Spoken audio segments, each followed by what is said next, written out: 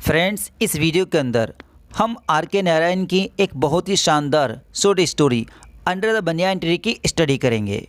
Friends, other videos के links description में दिए गए हैं और आप चैनल की प्लेलिस्ट ज़रूर चेक कर लें। फ्रेंड्स, ये एक बहुत ही सिंपल स्टोरी है जिसको कोई भी ईजिली अंडरस्टैंड कर सकता है। इसमें एक मेन कैरेक्टर है नाम्बी, जो लोगों को कहानियाँ सुनाता है जिससे गांव के लोग अपनी बैड कंडीशन को भूल जाते हैं और खुश हो जाते हैं।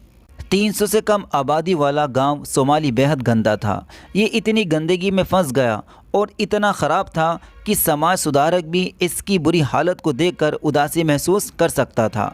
बिना शक इसका तालाब पीने और जानवरों को नहलाने के लिए पानी अवेलेबल कराता था, लेकिन साथ ही ये मलेरिया और टाइफाइड जैसी कई बीमारियों का जननी था। गांव में टेढ़ी मेढ़ी गलियां थीं और हर घर के पिछवाड़े में पानी जमा हो जाया करता था। गांव के लोग बेमतलब थे, यानी उनको किसी से कोई मतलब नहीं था।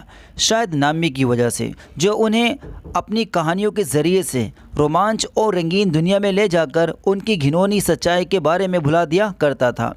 वे एक सिंपल स्टोरी टेलर था जिसकी उम्र लगभग 60-70 साल थी।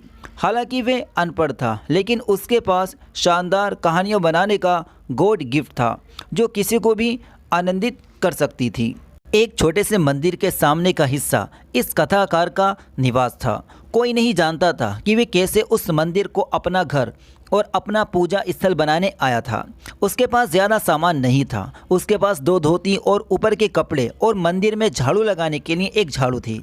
मंदिर के सामने एक बरगद का पेड़ था जहाँ नाम्बी अपना ज़्यादातर समय गुजारता था। शाम को लोग एक बड़ी तादाद में इस बरगद के पेड़ के पास आते और नाम्बी की कहानियों को सुनकर अपना मनोरंजन करते थे। वे कभी कभी कहता कि उन्हें कहानी ध्यान से सुननी है ताकि उसे एक नई कहानी सुनाने का आशीर्वाद देवी दे सके। वे लोगों को भरोसा दिलाता कि उसकी कहानियाँ देवी की ओर से एक गिफ्ट हैं और हवा में नहीं तैरती हैं। फ्राइडे की इवनिंग को गांव के लोग पूजा अर्चना करने आते थे। नाम्बी कई मिट्टी के दीपक जलाकर उन्हें मंदिर के अंदर के हिस्से में रख दिया करता था जहां देवी की मूर्ति रखी गई थी। वे देवी शक्ति की मूर्ति को सजाता था। इन मौक़ों पर पुजारी के रूप में काम करता था और देवी को फल और फूल चढ़ाया करता था। जब नाम्बी के पास बताने के लिए कोई कहानी होती तो वह एक दिया जलाकर बरगद के पेड़ के नीचे खोखले स्थान पर रख देता था।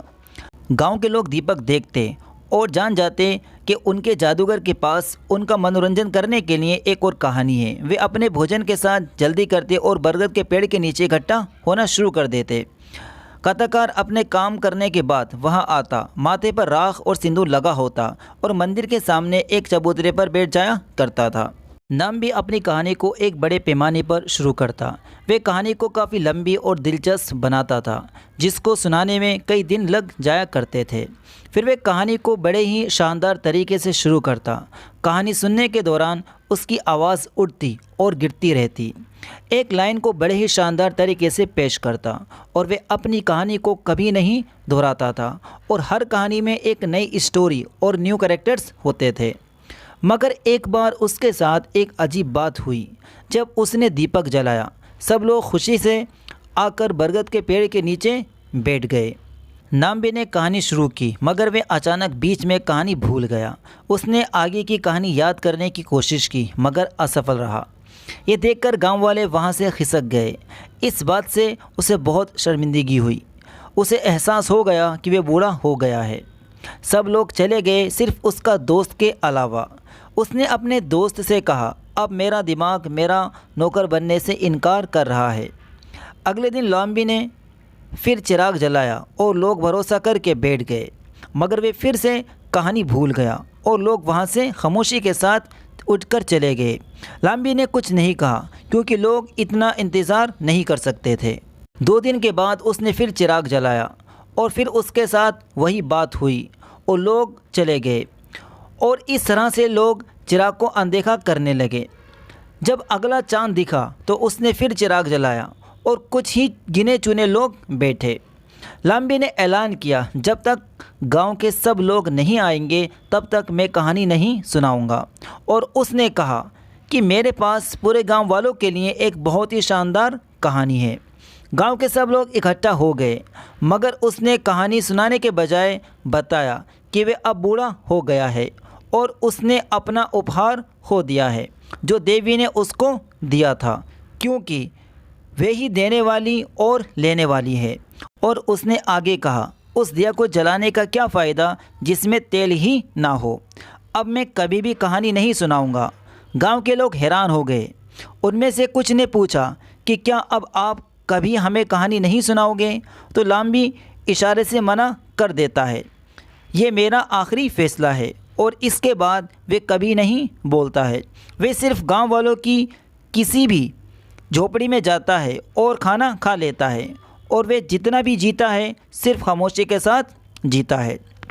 इस तरह से लेखक दिखाता है कि कैसे कलाकार एक दिन अपनी काबिलियत को खो देता है और उसकी कलाबाजी बेजान हो जाती है। एक समझदार कलाकार तब तक रुका रहता है जब तक उसकी काबिलियत ख़त्म नहीं हो जाती है।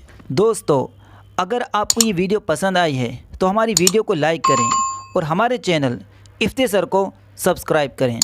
Thanks for watching this video. Friends, इस वीडियो को अपने फ्रेंड्स को भी शेयर कर दें ताकि वो भी इस वीडियो को देखकर कुछ फ़ायदा उठा सकें।